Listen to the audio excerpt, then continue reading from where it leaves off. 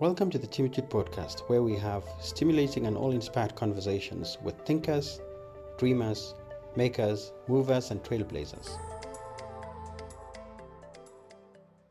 In this episode, I speak to Dezi, one of my ex-colleagues whom I worked with a few years ago in my technology career. Dezi is one of those rare people with an unstoppable can-do mindset, always making things happen.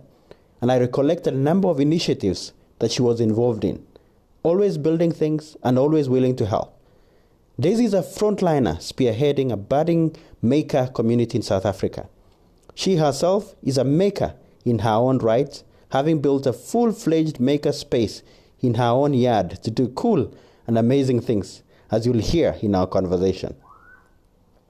She's also passionate about education and learning and has recently launched videolearn, available at videolearn.co.za, a community-powered learning platform for teachers, educators, and other content creators to bring to bear the knowledge and skills to help in the education crisis in South Africa.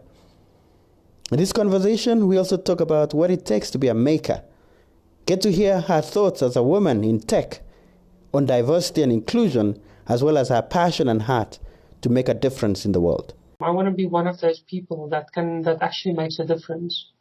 I've just got this passion and this vision for what the world can be. And if we don't act on it, we're going to just let this opportunity run by. And you're going to, at the end of your life, realize that what you could have been is not what you ended up being. The fourth industrial revolution is all about creating and building the next big thing, but it's all about how you think and how you approach things, and using technology and all these different maker principles all together, instead of just doing one thing like electronics or programming or woodwork or whatever it is that you're doing, especially with IoT, connected cities, AI. The fourth industrial revolution is about everyone participating in building the future. I get the feeling that we're so busy trying to drive these agendas that we're not creating the environments needed for people to discover themselves. Yeah. So by pushing more girls into technology, by pushing inclusion, we're so focused on people not being included that we're actually alienating them and constantly having this idea that people are being excluded. So we're focusing on this topic instead of focusing on creating the environments that anyone can go and discover themselves, discover their passions. And I think that's what we're supposed to be focused on. There's lots to get your hands on in this episode. Join us for this and more in our conversation.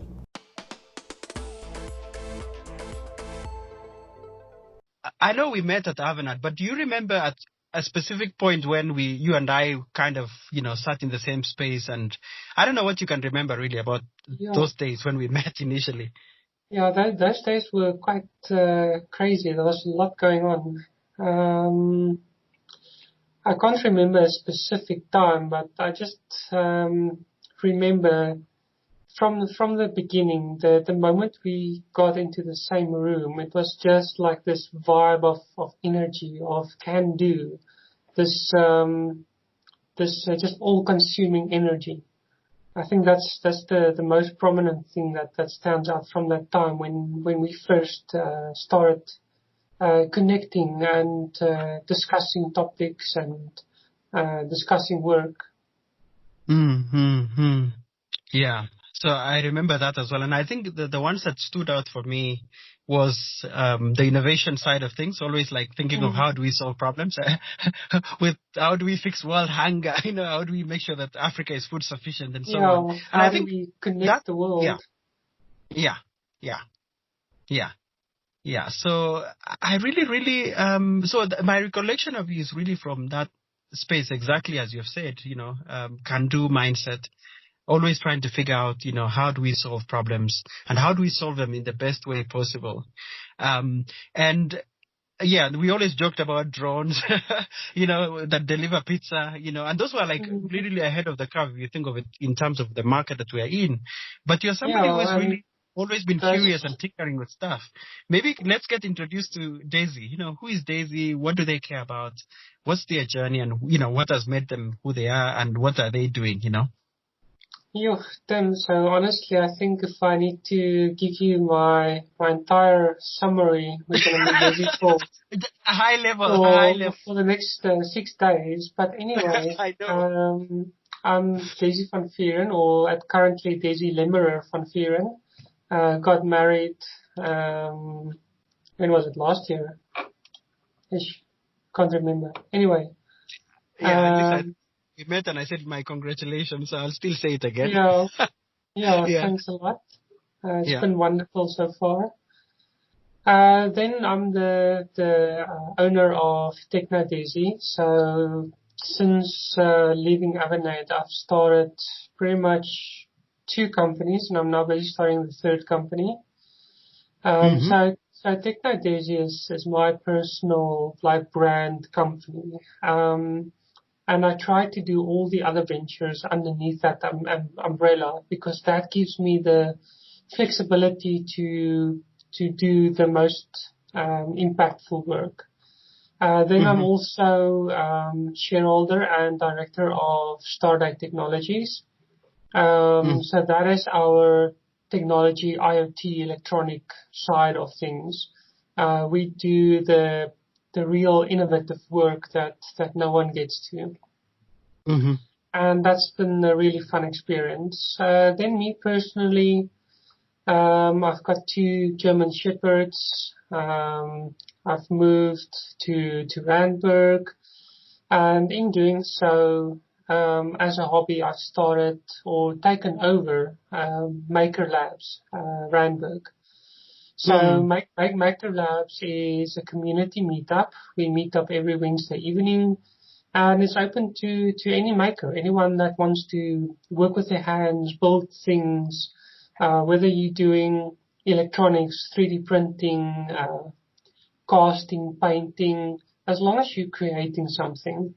And over the last 2 years, I think Maker Labs has seen a lot of interesting people with a wide variety of ideas and concepts.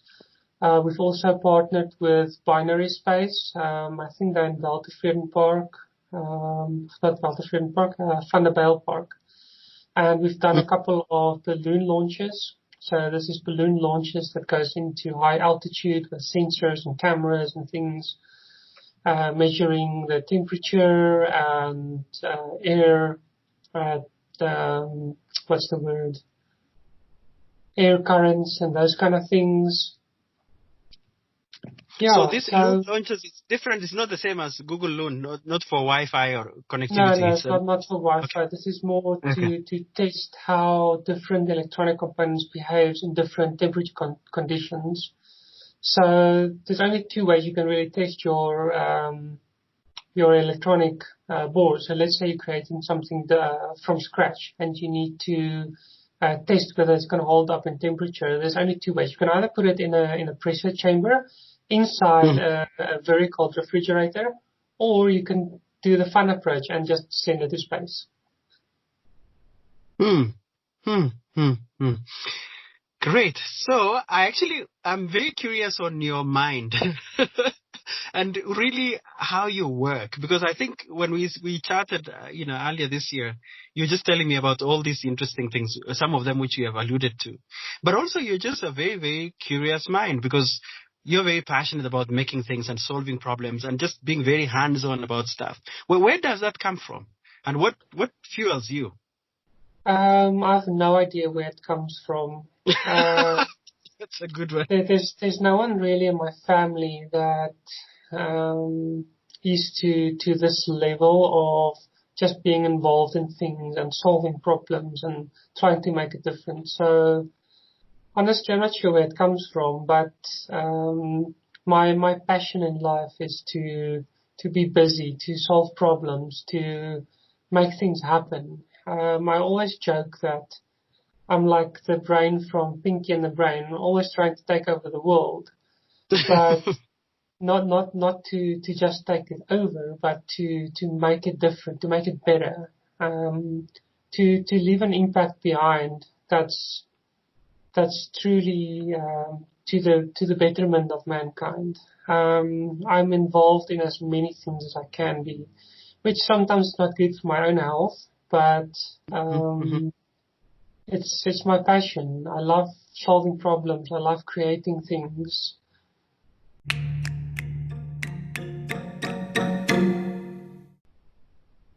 Yeah. Wow. Wow. So is there any pet project that you kind of working on or that I've worked on recently that you just want to talk about and where it kind of fits in the space of solving problems and just, either it could be something to do immediate Yeah, within your own so community or, the yeah. latest project that I'm busy launching, it's going to launch like within the next month. It's already online. It's videolearn.co.za. So it's an online training portal where teachers or instructors or anyone that's got something to teach can create their courses and publish that and then earn an income from that. So the whole thing came about with a lot of the South African teachers during this lockdown not having access to teach the kids or not having an income. And the only other platform really is Udemy or Skillshare. Now, if you look at their revenue model, firstly, it's overseas. Secondly, they can take up to 60% of your revenue, which leaves you with pretty much nothing. So I've launched this platform with a very, very low revenue that I take. So it's more of a community project in order to help South Africans get their teachings online. Whether you are a teacher or an instructor or someone in psychology, it doesn't really matter. If you've got something to teach, you can learn it on the platform. So this is also coming back to the video recording studio. I changed now during this lockdown the whole Maker Labs space into the recording studio to help facilitate the recording for the teachers. And yeah, that's what I'm currently busy with. So I'm running with that. Wow. So in terms of teaching, is that only for school kind of curriculum, or is this also for other kind of topics over and above the strict curriculum as we know it? I don't know. What's the scope of currently it's for anyone that wants to teach or instruct. It's similar to Udemy or Skillshare. So if you've got something to share or some kind of knowledge you want to put out there, you can load it on the platform, whether it's a one-time thing or whether it's an actual course that someone needs to follow. It caters for both. I really like that. Because that's a real problem that we've had and obviously has been even exacerbated during the period of lockdown. And I think if you look at it, most of the solutions that we have tend to be overseas, and then we don't really end up having, yes, they kind of work broadly, but in terms of it's good to have work broadly, but the problem is the money isn't going to South Africa. We need more South African things where our people can earn income from it and share the money amongst each other. I'm busy partnering with schools and instructors and counselors and things to get courses recorded and loaded on. The long-term vision with this is to do away with the traditional schooling or teaching or even university setup where someone has to be in the class. And this is mainly fueled by this whole COVID-19 lockdown thing. Where it's in the greater scheme of things, when it comes to teaching and education, there's no reason why you need to be in a classroom or in a physical building. And the other thing is you see a lot of teachers year after year doing the same content We Yeah. need to work smarter, record that content, put it up. Next year you can do a different topic, or you can extend on your topic. There's no reason why we as a people need to work so hard for the same income. I like that. And that's the thing that I really have loved about all the projects and the ventures that you've had, whether in those days when we were, trying to do the innovation challenges, there was a very strong human side. It was not just technology for the sake of it. Because you're a brilliant software engineer and an electronics, person, but equally there's a very deep, compassionate human side of you that I've always admired. So I don't know. So I don't know why is that the case, if I may ask? Sure, good question. So I think this kind of comes from my mom's side of the family. She's a very people person, connected and almost like a empath. She feels people's emotions, and I think I may have inherited something from there. But I've realized early on that there's very few people in this world that's capable of making a real difference. And I want to be one of them. I want to be one of those people that actually makes a difference. I've just got this passion and this vision for what the world can be. And if we don't act on it, we're going to just let this opportunity run by. And you're going to, at the end of your life, realize that what you could have been is not what you ended up being. And yeah, I just want to be the best or the most fulfilled human I can be. I want to be more human than, and it's not something you just do. It's a path you walk. Yeah, true. So let's talk about technology and engineering and making and your passion for it, because you have some very, very unique, not only points of views, but also some very, very unique undertakings that you've done in that space. I don't know if you're able just to share with us, just a bit of that space, because I know you have the Maker Labs and there's a lot of other things that you've been working on that you've done. And I thought I really, really admired the fact that we talk about chips, for example, like, the components that go into a computer. And most of the time we think of Silicon Valley, but looks like you have something going on in that space. If you're able to share. That's very true. So, from the maker side of things, it's about gathering skills. So if you look at the word maker, if you tell someone that you are a maker, that involves the principle of multidisciplined approach to anything.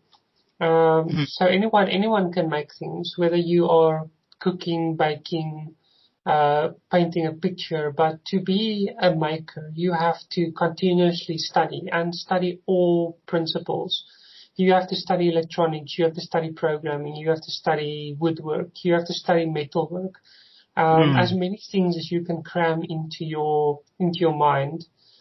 And in doing so, I've gathered lots of skills over the past, 30 years, constantly learning and gathering skills and practicing. And this has led to some interesting projects. So I've built 3D printers, I've built CNC engraving machines, laser cutters. And some of those machines are now making, for instance, my circuit boards. So I started off with building the 3D printer from a bunch of scrap parts. That was already during the Avanade days. That one in turn has printed a number of other printers. It's printed parts for the CNC milling machine and laser engraver.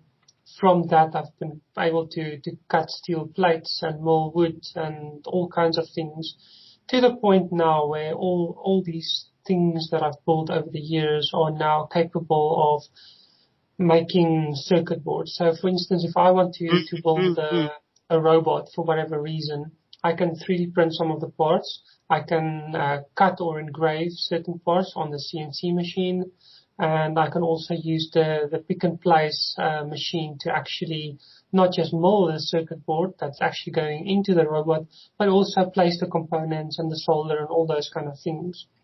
And all of these things keep building on each other.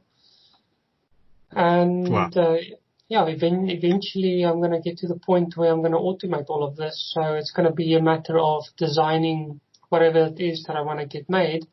And it's going to be like Tony Stark's automated factory, just pushing out whatever I needed to do. That's a long term. You know what I really find so inspiring about this, because that's why I said, no, I must have you, and we must have this conversation formally on the podcast. Because when we had, just a catch up a while ago, and it's like, yeah, I do this. I print the circuits. I do it myself. I do the solder. It's like, yes, because often we think the answer and innovation, and in terms of really the tangible making, is something that is just, the field of play of people in California or in Silicon Valley or somewhere else in other parts of the world. But this is happening here, right here in South Africa. It's happening right here. And in South Africa, there's a very big maker movement. So I'm also part of the Maker Collective, which is a collection of maker houses or institutions that has any form of workshop or community of people building things. And currently there's almost 25 of these places or communities around South Africa. Everything from university to people doing it in their own houses. Okay. And it's very interesting how big the Maker Collective in SA actually is. For instance, on the WhatsApp group, there's currently 39 participants, and each of them has a community behind them. Wow. And now during this COVID-19 thing, we're all working together to produce anything from face masks to cloth face masks to face shields, respirators, whatever it is that the country needs. The community jumps in and creates whatever is needed. I really like that because it's like, because I think one of the things that COVID-19 really exposed was, the fact that we didn't have capacity to do certain things, whether it was ventilators or even basic masks initially, which of course, I think, thankfully there was a quick response around that. What are some of the things that you really feel, we need to have capacity to be able to do, especially as makers? What are the areas that you really are championing and trying to really make sure this capacity? I think as a maker, it's all about being flexible in jumping from one need to another and learning as you go. But currently, as a maker, the core skills would be electronics, being able to do anything in 3D, like your normal CAD stuff, being able to put something visually together on a computer, and then finding the resources to make it happen. So once you're able to visualize your idea, you can either then go and research your skills, learn on the different topics that you need to achieve that, or you can go and find the people. But the core skills is to have a little bit of knowledge on as many things as you can, and then being able to represent it in such a format that you can find people to assist you. And the core thing about a maker is not just to try and do everything yourself, but connect with people and get people together. And I think that's where South Africa especially is great. People are a lot easier to approach and to pull together on different projects. Hmm. I have a lot of questions. One, let me ask one for my students. So, I taught a while ago and, and most of these kids were being taught some things that were a little bit outdated. I felt a bit annoyed actually just to see what was being taught. But you're on the frontier of these things, whether you talk about, Mm. robotics and So, automation. so And, your and students, who are they?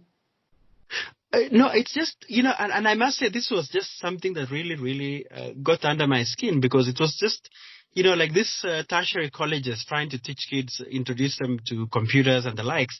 I didn't really Mm. like what was being taught there. I felt it was just too theoretical and it was not relevant at all anyway in the world of work and in the world of Yeah. industry where, you That's needed, one of my biggest problems in the yeah. schooling system, whether it's a private school or a public school, is they're not teaching what kids need.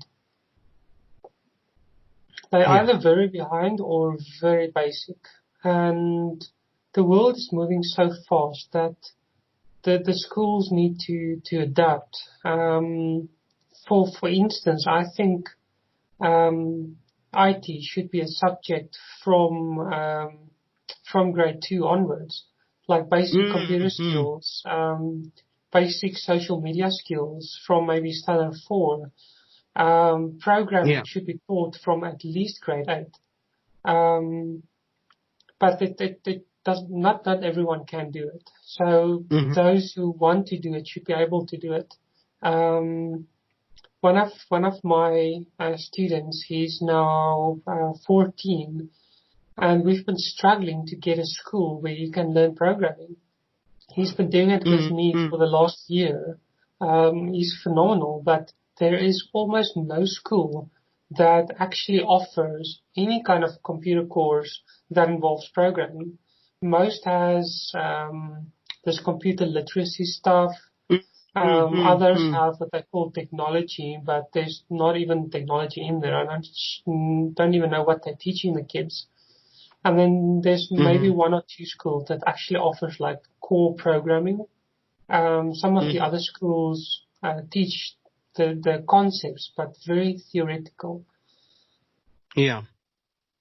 And it's a big problem. I think schools Yeah. should have these options. They should have people that's been in the industry for 20, 30 years teaching these subjects. Yeah. I really, this is like, it's such a painful point for me because I know the biggest cry that we have, and that's the disconnect between what industry needs versus what is being churned out of school. And I know it's a classical issue, Mm. across most of the, parts of the world, but I think it's really, really, quite a big concern here because you find many kids who are out of college or out of school, they're not really able to step into the marketplace and begin to really, add Yeah, value right away. Because they, like they, programming, for example, if you're a good programmer, you're in demand right from day one, mm. Yeah, it's not to say that everyone in school will need to learn programming, but all these kind of life skills, schools need to move towards teaching more life-oriented skills, along with all the other subjects. Yeah. For instance, now with this online platform, I've realized how very few people know how to do an EFT transaction. How very few people know the basics to do things like even take Mm. a screenshot on a PC or a cell phone. These are the things you should know by the end of Yeah. primary school. So what is it that the schools are teaching these kids? They should know basic accounting. They should know how to manage or open a bank account. They should know how to cross the street safely. They need to know by the time they leave school how to operate a car, for instance. You need to have these skills, even if you're not going to use them. You need to have them. You need to know how to swipe a credit card. You need to know how to make an EFT transaction, a cash deposit. All these basic things that you need to get by. How does a home loan work? How does lending money from the bank work? Um, Yeah. all, Yeah. all these kind of things. That's, I think, what the schools should teach.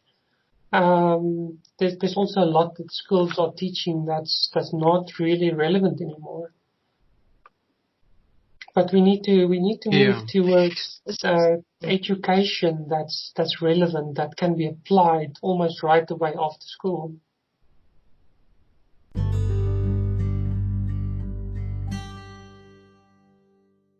How does somebody scale themselves up? If you just want to really use your hands, begin to make stuff, do you guys have a platform, guides, things that you would say, this Yeah, so actually get I started? would recommend getting involved with your local maker community.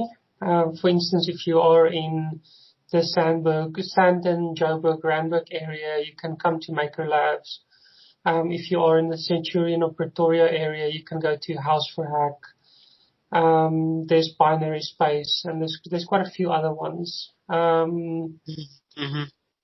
And that would be a good approach, because a lot of them will be able to give you some advice on where to start. But if you want to start at home,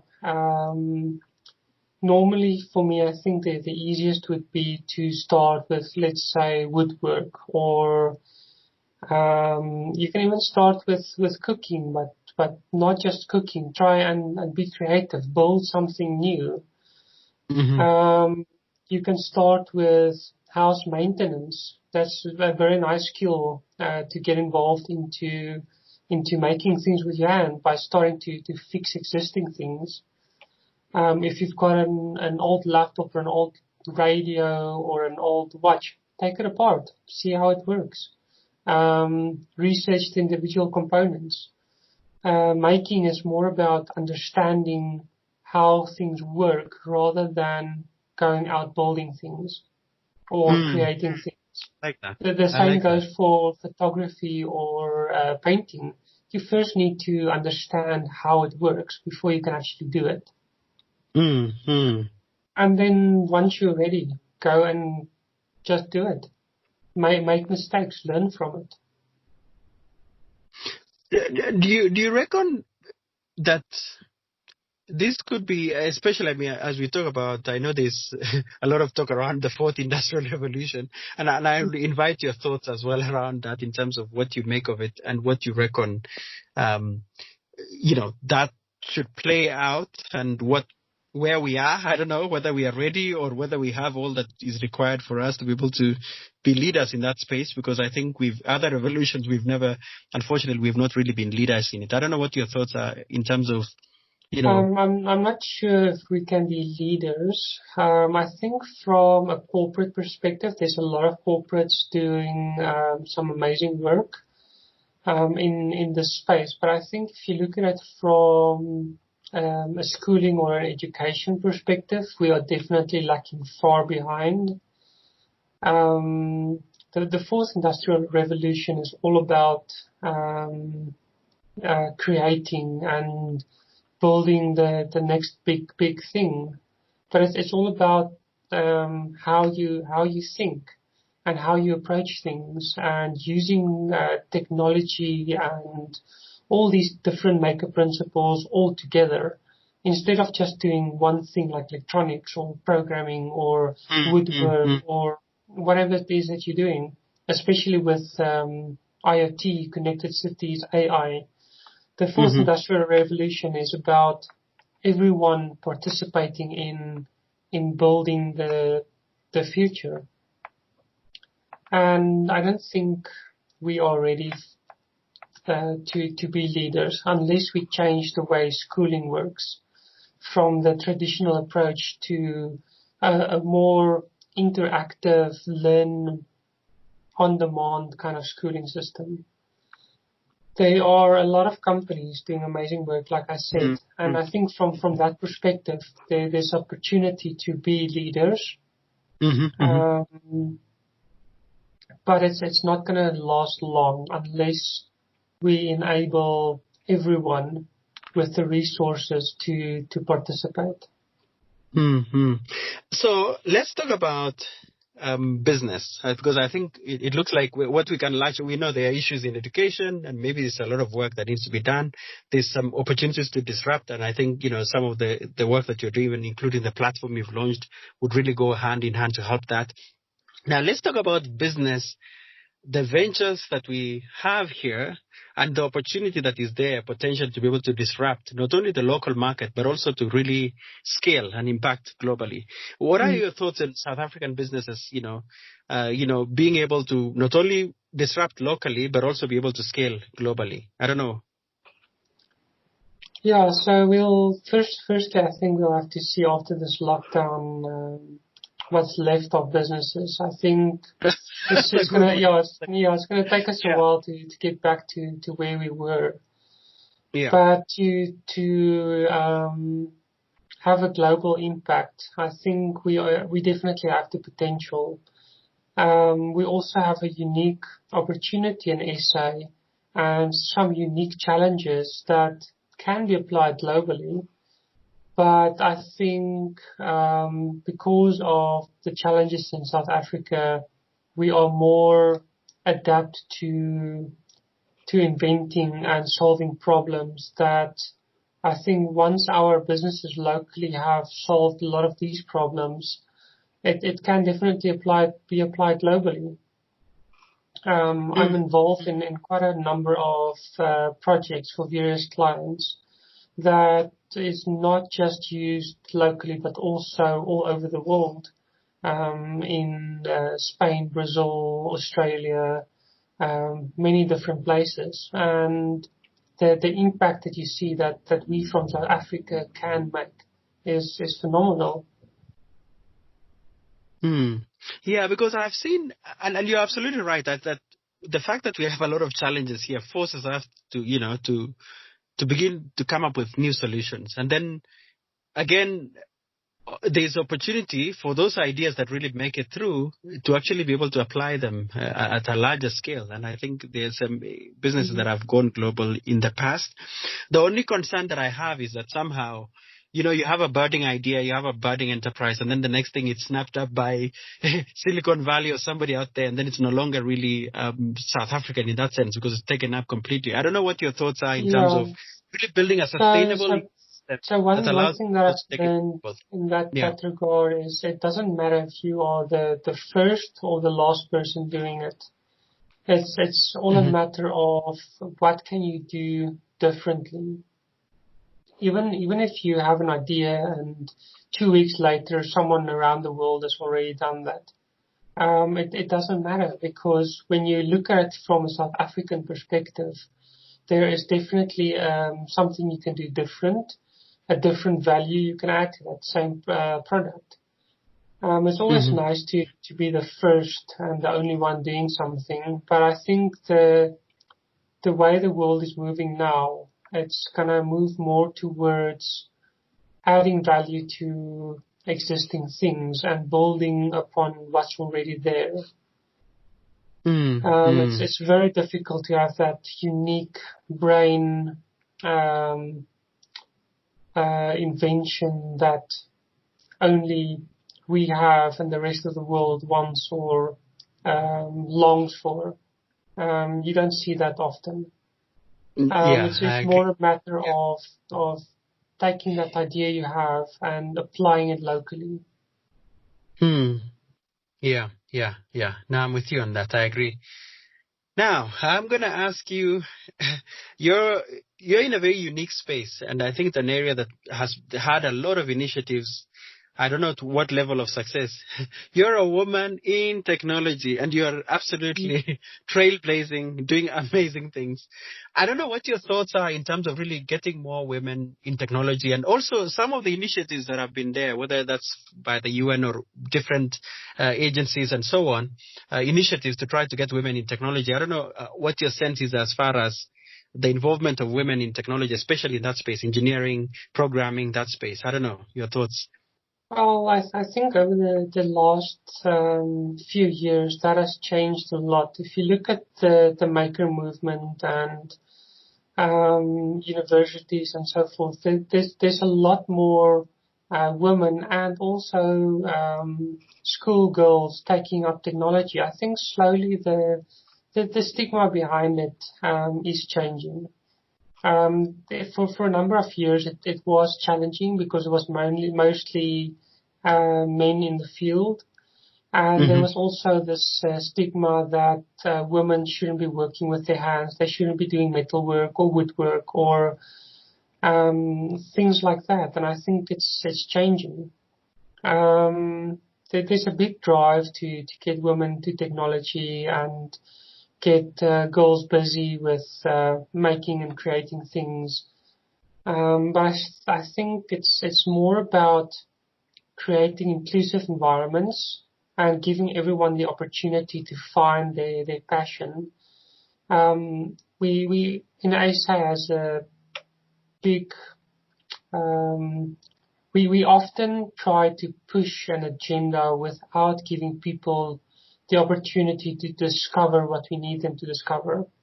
So, for instance, this accounts for the whole world, and I might be wrong on this. I might be challenged on this, which is fine. But from my opinion is we should stop pushing to drive agendas like driving women in technology or driving in inclusion. It should be something that yes, that is important, but it shouldn't be something we should have to enforce.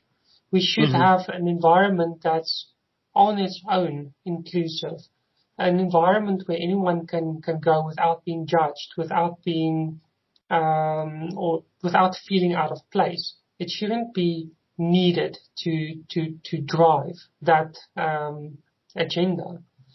And that will allow everyone to find their passion. So let's say we've got a schoolgirl in standard 4. She likes working with her hands. It should be as simple as going to her school's workshop after school and go play with the woodwork, get some advice from a teacher, or go to a university workshop or a maker space. Get involved there, get some advice. So what I'm trying to say is that if you want to do something, you should be able to just do it. And I get the feeling that we're so busy trying to drive these agendas that we're not creating the environments needed for people to discover themselves. Yeah. So by pushing more girls into technology, by pushing inclusion, we're so focused on people not being included that we're actually alienating them and constantly having this idea that people are being excluded.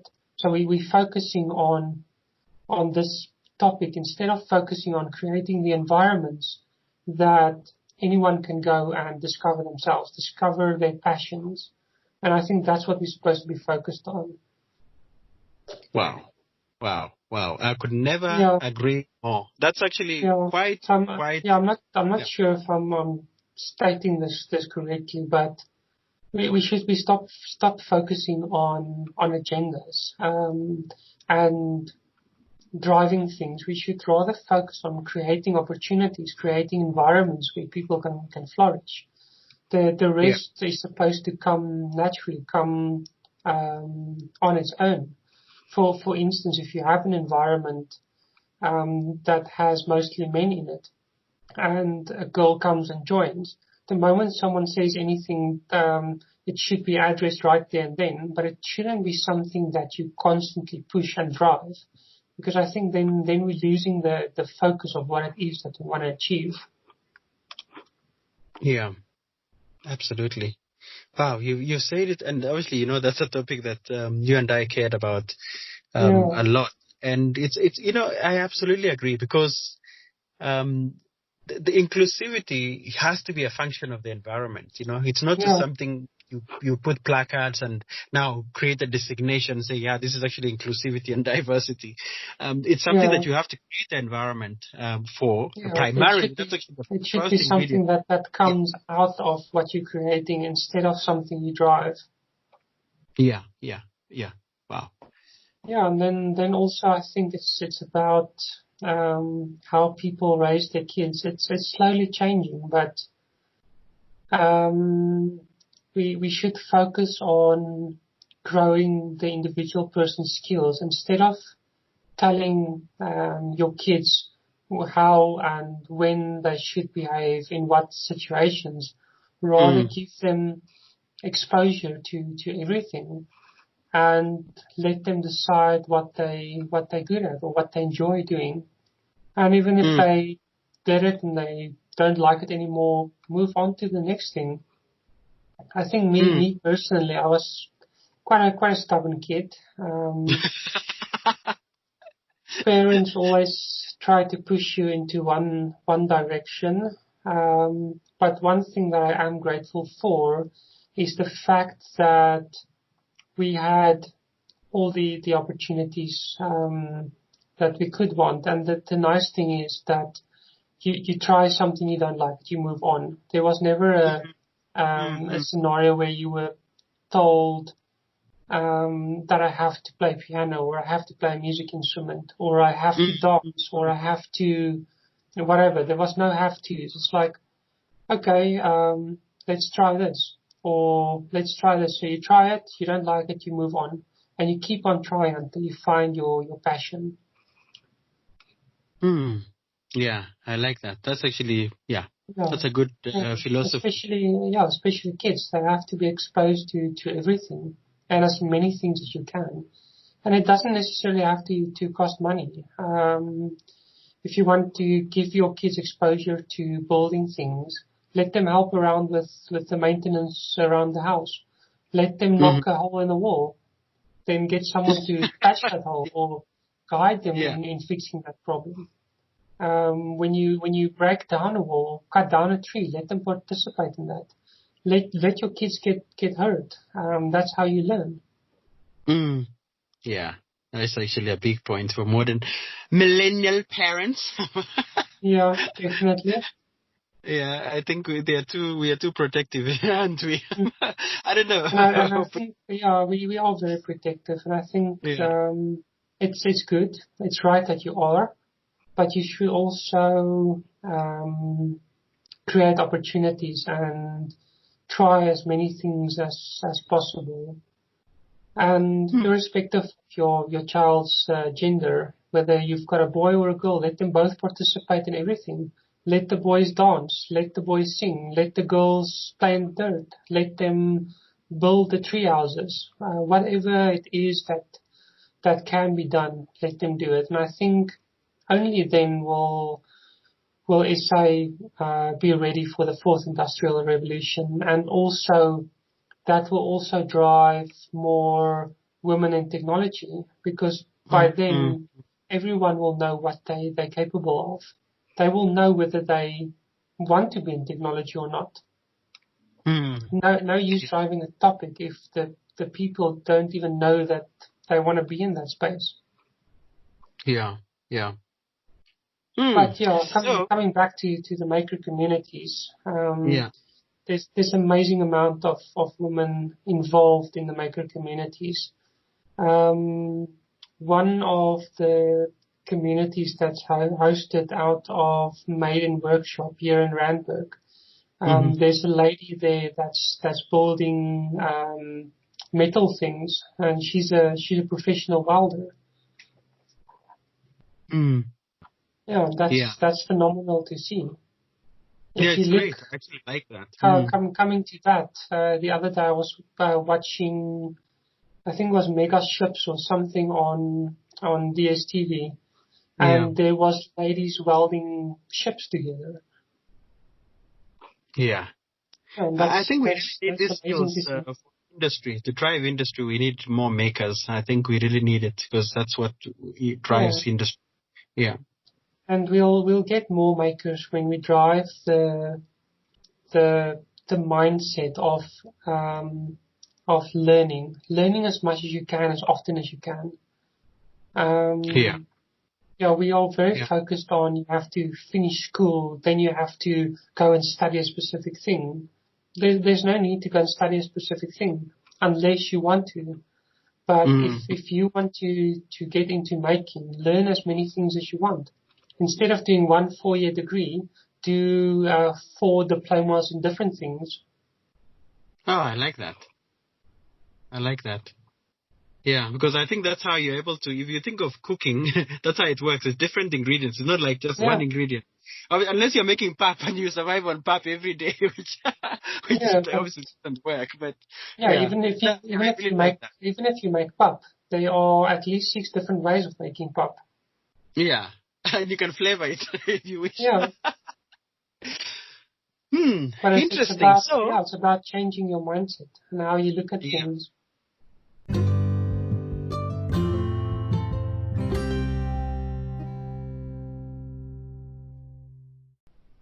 Great. So, as we wrap up, because I mean, you're this person who wants to change the world, who doesn't sleep, wants to work 49 hours a day. Let's talk about the fun side. What do you do for fun, or how do you relax, or how do you refuel? Yeah, that is also very important. I'm glad Yeah. you bring that up. So Yeah. on the fun side, because of my nature, who I am, it's difficult to just do one thing for fun. So Mm-hmm. I've got many different things that I change from time to time or swap between, and that also helps me stay sane. So my main passion at this point is the dogs, taking them for training, for walks, Mm-hmm. going to the park with them. It gives me opportunity to relax and just enjoy nature. Mm-hmm. Then secondly, photography. I'm Oh, trying to nice. get into that, taking some pictures as I go, learning and improving my skills. It's something that you have to take time. It's something creative.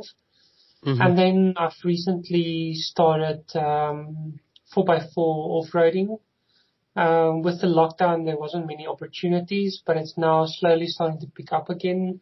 And again, that brings you back to nature, to the whole overlanding thing where you would pack your car and you will go drive this random dirt road or go into Mozambique or Namibia or Botswana, and you just in your car in nature, away from your normal work, just unwinding and relaxing. Mm. Are you a speed? What do you say? What do you call these people who like speed? Yes. Speed free. Freak. No, I'm Yes. not. You're not. Okay. Okay. You're. Yeah, I'm all about Are you the spontaneous and crawling. random, or everything is Yeah, well thought? well, it depends. I can be quite sporadic, if I can put it there. So I would make up my mind. I would do things, but Mm-hmm. everything I do is calculated. I would think about it. I would look at it from all angles. I would plan it. Yeah. I won't just wake up one morning and hit the road to a random direction. I would research the direction, make sure that I maximize that opportunity. Mm. Okay. What are you very good at, and what are you terrible at? Um, I'm not very good at social situations or people, although that is You improving. told me that. I can't believe that though, because anyway, maybe because you're weird, and I Yeah, have not. no, But yeah. I've got a habit of what's the word? Upsetting people. I'm very direct or brutally honest. Let's put it that way. But you're sweet as well. I don't think you're Yeah. mean spirited. No, no, I'm not mean or so mean spirited. Mm-hmm. Everything I do is how I can help other people, which doesn't always Mm-hmm. come across that way. Then things that I'm very good at, or the thing that I'm the most good at, that is adapting or learning as I go. You can throw anything my side. If I can't do it, I'll figure out how to do it. Oh, I like that. Oh, Yeah, just give me a if I week and can't do I'll it, do I'll it. figure out how to do it. Like, that's it. One-stop job. I like Yeah, that. I don't believe in cannot. I only believe in cans. Mm. Yeah. Hmm. So, as we kind of wrap up, what next for you? Like, what's the big dream, and how would your ideal world, whether that would be an ideal South Africa look like, how, if you cast your sight in the future, because I know you really care deeply about making a Mm. difference, like in a fundamental way. How does that look like? Sure. That's a long discussion. I think we should take on another day. There's a lot for the future. But for me personally, for the future, currently I'm just focused on growing the businesses that I'm currently involved in, and then also growing my overlanding experience more from a fun side. Mm-hmm. In terms of my bigger picture for the world, before I can realize that, I need 4 lifetimes. So I need someone to solve the cloning problem. Yeah. But yeah, there's a lot of things that I think we can change in the world. Some people would disagree with me, some would agree with me. But I think it all starts. The one thing that you would really feel like this has to change. It just has to change. I think our mindset in South Africa needs to change. Especially in the workplace, there's a big mindset of I must get, and we need to change that to I must do. So one example would be is we are very focused on we must get work. Someone must provide us with work. Someone must employ us and then educate us or train us to do the work. We need to move away from that. We've tried it. It's not working. It's also not very practical to hire someone and then be expected to train them. We should swap that mindset around to I must. Take responsibility for our lives. You must go and learn so that you can do the work. You must be able to learn as much as you can so that you can make a difference. Not just have a work or have a job for the sake of having a job, but while you have that job, try and make the best impact that you can. Whether you are packing packets at a supermarket or painting a house or writing computer software, try and do it the best that you can do it. And I think that's one of the things that we need to change. There's too much focus in SA on someone must give me something, that we have lost our human what do you call it, our human nature of wanting to better ourselves. Yeah, that's a big one. That's a big one. Yeah. Wow. Yeah, stop wanting and start giving. Giving to yourself, giving to others, and improving yourself rather than waiting for someone else to do that for you. I like that. Yeah. Yeah, take ownership of your life. Take ownership of your knowledge. If you're unhappy with something, don't just blame someone for that. Try and find a way to adapt or to change your own perspective in solving that problem. I know it's not always easy for people, but we have to start somewhere. Start somewhere, growing as a people again. Yeah. Yeah. Wow. Thank you. Wow, this is so profound and powerful. Wow. I really, really have enjoyed this, and so full of insight and inspiration, and just I really, and I think especially for the maker community and some of the initiatives, I really would love you'll share details in terms of obviously how people can connect with you. I mean, because I published that as part of the notes. The best way to connect with me is via my blog, technodezi.co.za. That's the easiest way to reach me. And then obviously you can reach out to me on social networks. Twitter is @technodezi. LinkedIn, you'll be able to find me. I'm pretty much everywhere.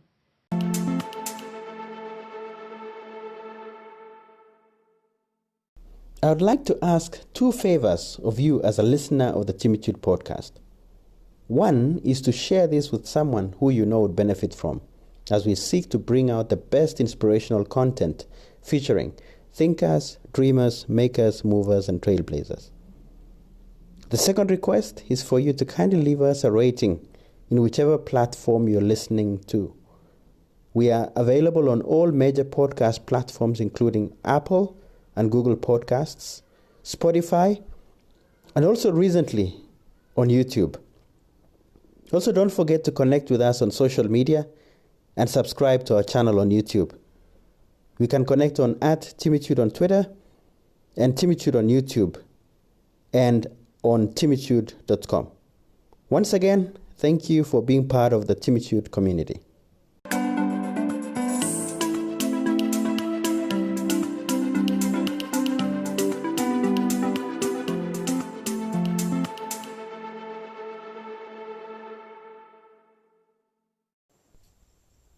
Thank you again for joining us for today's episode.